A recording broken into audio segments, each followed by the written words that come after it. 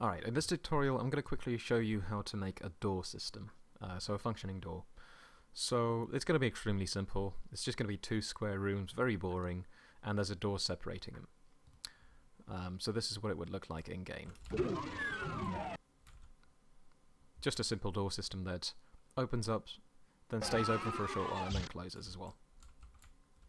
Alright, so let's see how to do this. I'm going to start from a fresh map here. I'm not going to save the original one, and I'm going to go with Boom, but this works with literally every game configuration that you can think of. It's just that Boom has a few extra features as well. So anyway, got Boom opened up. Let's make two simple rooms. I'll make them 320 by 320, but the size doesn't actually matter. You can go with any room you want to have.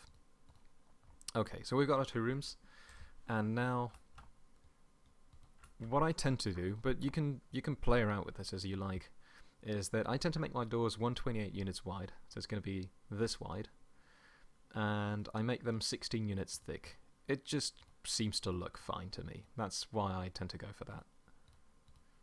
So, I've created these three separate sectors. The middle one is going to be the door here, and these other two are just for decoration really. You don't have to have them. You can also just make a really thick door if you want to, but I'm going to show you what kind of door I tend to make. Alright, so we've got our two rooms, and there's this weird corridor in between, also kind of messed up textures.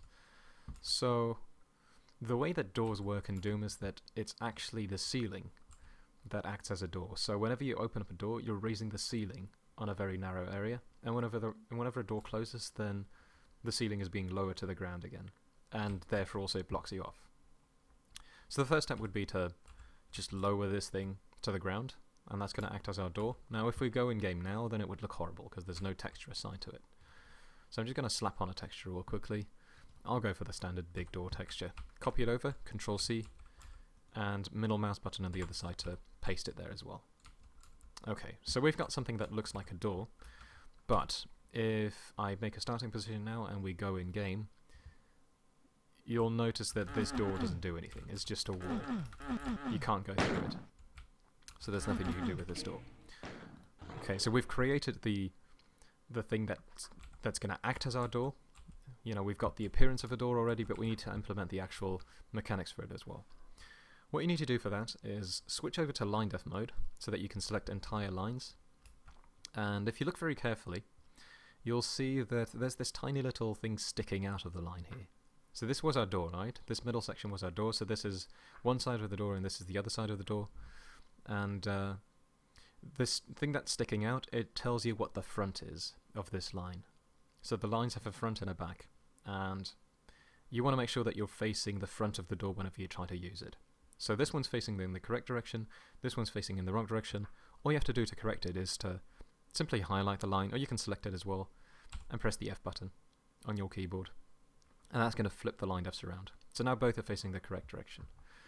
Okay, the next step would be to select both of these lines, so the lines that tell you what the two sides of the door are, right click, and you get this menu with a whole bunch of options. Most of these don't matter, don't worry too much about them. The thing that we're interested in is the action. So in order to make the door work as a door, we need to give it a certain action.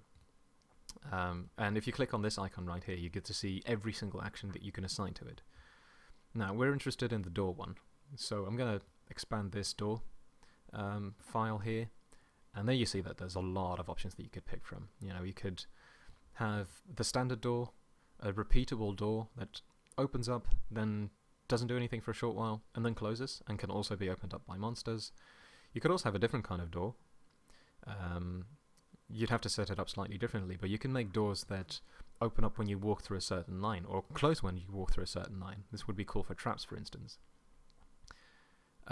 You've also got switches that open up doors. You can even shoot doors to open them up. You know, there's a whole bunch of functions that you could play around with.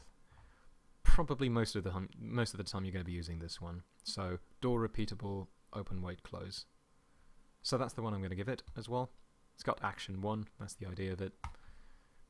And that's essentially it. So you see that they're also highlighted in green. That tells you that there's some action assigned to the doors. Now if you go in game, then the door is already working. It's looking messed up though. You know, something's not entirely right here. If you look at the sides, the textures are moving along with this, so that looks clearly wrong. We can fix that as well. But at least we've got a functioning door already. So I'm going to show you how to fix this texture issue as well. In order to do that, you have to go into 3D mode. So I'm going to raise this door slightly, and you can see that when you move the door up and down, the texture is moving with it, and that's clearly wrong. That looks messed up. Okay, first of all, I'm going to give it a different texture, because using the Spartan wall texture doesn't look quite right. I'm going to go with a door track one. This is a texture that's specifically designed for, you know, for doors. The door is supposed to slide along these, so these are not supposed to move. These are supposed to be stationary.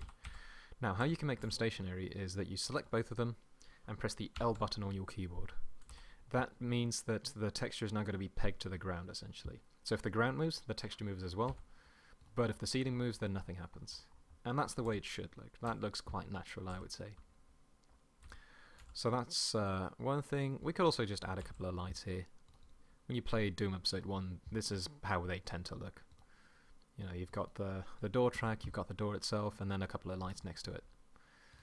Okay, so just going to lower this door. We've got a fairly decent looking door here. And if we go in game now and open up this door, it looks like a real door. And that's it.